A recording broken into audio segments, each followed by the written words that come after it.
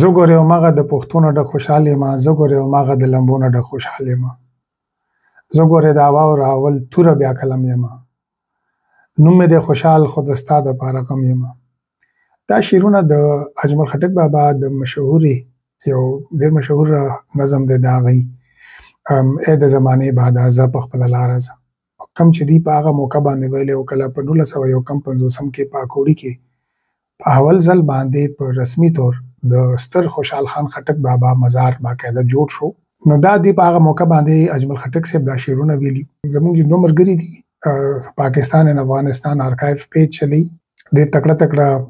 لیکنې راوړي د پښتنو د ټولنې د تاریخ ملغلرې د هغې سره شریکوي. همدغسې زموږ بل ملګری دی بنمزید خان، په تاریخ باندې ډېره پوهه لري او د پښتنو دپاره ډېر کار کوي. د دې دواړو ډېر یو جهان مننه. څو ورځې مخکې دوی یو پوسټ شریک کړی و، هغه پوسټ نه دا لګي زه تاسو ته په سکرین باندې ښایم، تاسو یې کتی هم شي چې د دې پوسټ نه دا مطلب جوړیږي چې کله خوشحال بابا وفات شو نو د وفات کېدو نه پس د هغه په اول ځل باندې چې کله خاورو ته وسپارلی شو نو هغه په د ډمبرې غر باندې د موسی دره د حسن خیل او د افریدو علاقه یادوي چې دلته کې دی ښخ شوی او بیا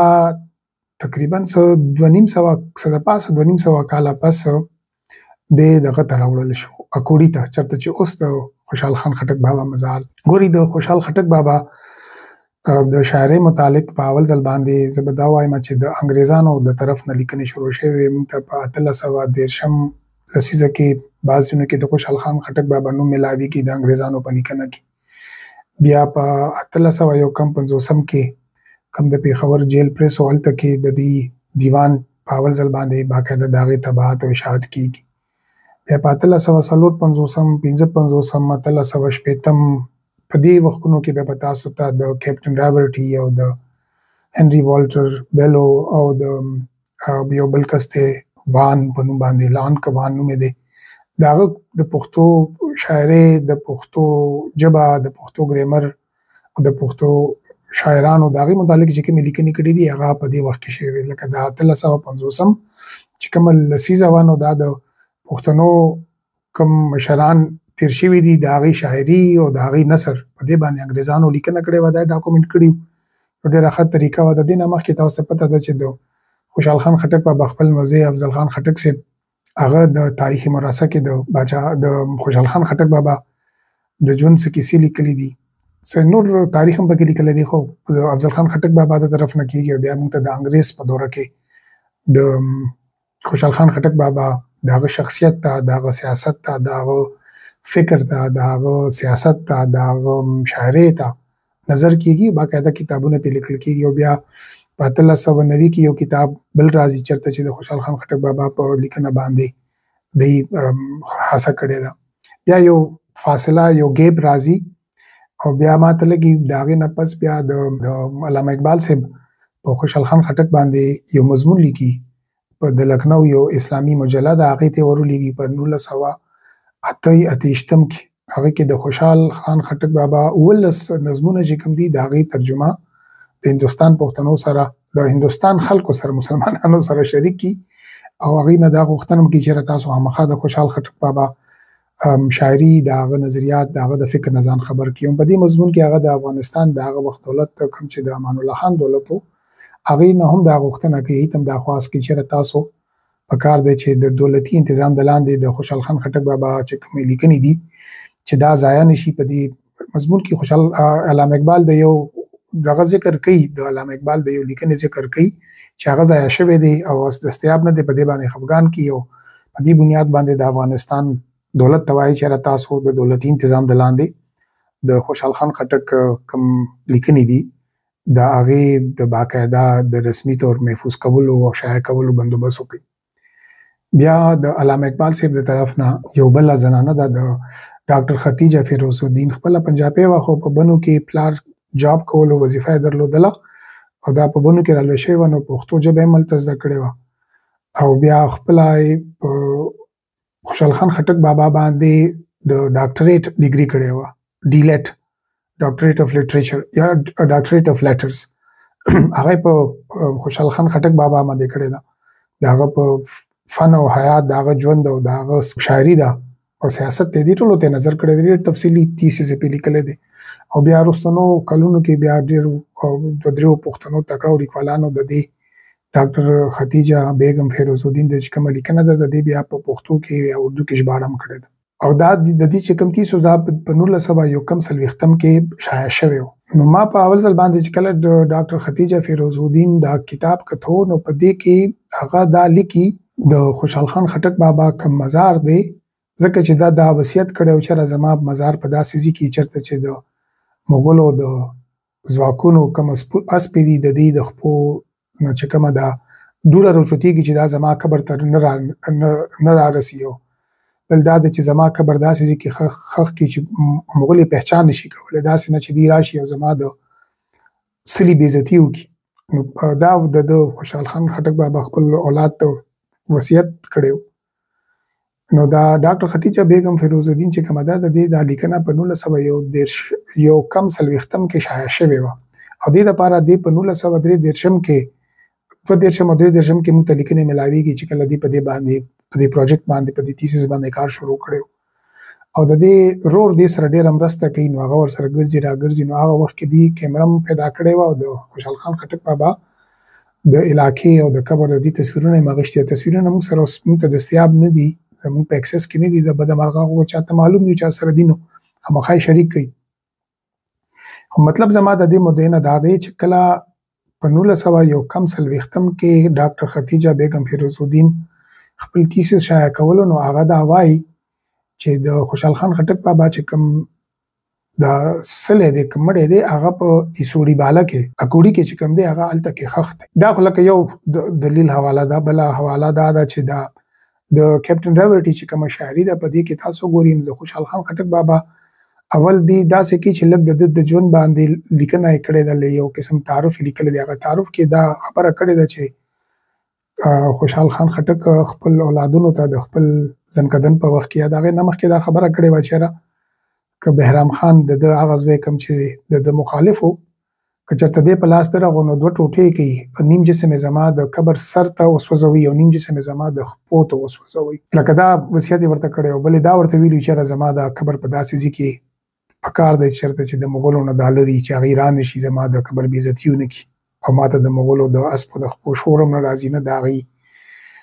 د تګ نه چې کومه دا دوړه راوچتېږي چې دا زما قبر ته هم نه رارسي. نو لکه دا هم کیپټن راورټي په 1880 کې دا کتاب دی دا کې لیکلی ده مطلب او هغې کې دا لیکي چېرې په دې بنیاد باندې بیا د دې اولادونو د ده دا مقبره چې کومه ده دا لکه د اکوړي د بازار نه د سرای نه لرې 6 کیلومتره لرې په غرونو کې د چراډ سره لګېدلي چې کوم غرونه دي په دې کې هلته کې دی ښخ کړی و، هلته کې مطلب شاړه و، هلته کې به څوک څه راتلو. موږ ته لکه دوه حوالې داسې ملاویږي، یو په 1880 کې بل په 1941 کې. تقریبا 80 کاله دا دوره ده په دې کې دا واضحه ده چې د خوشحال خان خټک بابا کوم قبر دی دا په د افریدو په علاقه کې نه و. څو لږ وخت دپاره هلته کې خاورې ته سپارل شوی او بیا کله راوړل شوی دی لکه دا خبره هم واضحه نه ده چې واقعي هلته په ډنبره کې د ده قبر جوړ شوی و، هلته ښخ شوی و، امانتن ښخ شوی و، بیا څه وخت وروسته دی راوچت شوی دی دا مړی دی بیا راوړی دی کوړي ته. کم از کم ما ته زما مطالعه کې خو میلاو نه شوه، خو کېدای شي زه تېروتلی یم تاسو ته که چا معلوم وي خامخا یې شریک کړي. خو اوسه پورې چې کومه زما مطالعه ده د هغې په بنیاد باندې زه دا وایم چې د خوشحال خان خټک بابا مزار د هغه قبر په ایسوړي بالا په اکوړي کې د اول یا د وخت سر نه او هلته کې په غرونو کې په دې وجه باندې ښخ کړی و. نو دی راوړی هلته ولته یې ښخ کړی او بیا د ده قبر باندې باقاعده د مزار یو شکل جوړول یو ودانۍ جوړول دا بیا موږ ته لګي چې په د تیرو که به دا وایم چې تیرو اویاو کالونو کې په دې باندې 2-3 ځله کار شوی دی. په اول ځل باندې په دې کې کار په 1948 کې شروع شوی دی. په 1948 کې موږ سره داسې لیکنې شته چېرته چې د خوشحال خان خټک بابا د مزار د جوړېدلو متعلق هڅې شروع شوي دي. د هغه وخت د پاکستان د حکومت د لاندې هم په دې کار کې حصه اچوله شوې ده او د افغانستان د دولت د طرف نه هم د دې لپاره مرسته شوې ده. د افغانستان دولت د پښتو ټولنې د دې لپاره په افغانستان کې د قبر سنگ مرمر چې کوم دي هغه جوړ کړي وو، هغې باندې لیکنې کړې وې، هغه یې رالېږلې وې او د پاکستان د حکومت د طرف نه هم مرسته شوې ده. یو اخبار ولا ریفرنس تاسو سره شریکوم کله چې اجمل خټک صاحب ودرېږي او دا دغه وایي دا شاعري خپله وایي د زمانې بعد زه په خپله لاره ځه. نو په دې محفل کې دی وخت کې قیوم خان هم موجود دی او میاں جعفر شاه کاکا خیل هم موجود و. دوی هم دې غونډې ته ودرېدلي دي او دلته یې وینا کړې ده، خطاب یې کړی دی. او دوی هغه وخت یو د صوبې وزیر اعلی او بل هغه وخت کې د تعلیم وزیر و. نو دواړه حکومتي چارواکي او د دې موجودګي په دې خبره باندې دلیل دی چې د دې طرف نه پکې مرسته وه. او دا دغه والا تصویر هم زه تاسو ته ښایم. هغه وخت کې د خوشحال خان خټک بابا چې کوم مزار و د هغه په کوم ډول باندې و دا تصویر تاسو ته ښکاري هغه وخت داسې و. بیا په 1950 لکه 1951 کې باقاعده د دې افتتاح کېږي د مۍ د میاشتې 8 د مۍ و 1941 په دې باندې باقاعده د مزار پرانسته به ورته ووایو، ټکې به دا وکارو لکه دا مزار جوړ شي او د ولسونو ته د اجازه ته ورکړل شي چېرې تاسو اوس دلته کې راتلی شي. نو دا د مۍ د میاشتې په 8 نیټې باندې 1941 کې دا کار سرته رسېدلی و. یو تصویر د 2008 دی. دې وخت کې هم تاسو ګوري د خوشحال خان خټک بابا چې کوم مزار دی دې باندې دوباره خلک لګیا دي کار کوي، لاس پې پورې شوی دی. او بیا د 2009 کې دا کتبه لګېدلې د افتتاحیې بورډ لګېدلی دی چې د خټکو یو ناظم دی هغې په مرسته باندې بیا د دې مزار دوباره تعمیر نو شوی دی، دوباره دې کې څه د مرمت یا د بهترۍ کم کارونه شوي دي. مطلب دا دی چې د 1950 د لسیزې نه راواخلې تر اوسه پورې د خوشحال خان خټک بابا مزار 2-3 ځله دې کې رینوویشن شوی دی یا دا دوباره جوړ شوی دی. خو د 1950 نه مخکې کله د خوشحال خان خټک بابا مزار باقاعده جوړ شوی دی دا موږ سره ثبوت نشته. موږ ته صرف د خوشحال خان خټک بابا د اولادونو د محمد نواز خټک صاحب د لیکنې نه دا واضح کېږي. دې په دې لیکنه کې دا وایي چې زموږ بابا موږ سره خوا کې پروت خو زموږ ورته پام نو، موږ د قبر د مزار دومره خیال نه دی ساتلی او د افغانستان د دولت مننه کوي چې د پښتو ټولنې د لاندې د خوشحال خان خټک بابا د قبر دپاره د سنگ مرمر کاڼي هغې رالیږلي دي. نو د دې نه موږ دا اخذ کولی شو، ډېر نتیجه خیز نه، ډېر باوري نه، خو بیا هم دا چې یاره د خوشحال خان خټک بابا مزار قبر به موجود و خو هغه داسې یو د مزار شکل نو، قبر و خو د مزار شکل نو. بیا د مزار شکل دی تا په 1950 کې باقاعده د دې یو شکل جوړ شوی دی.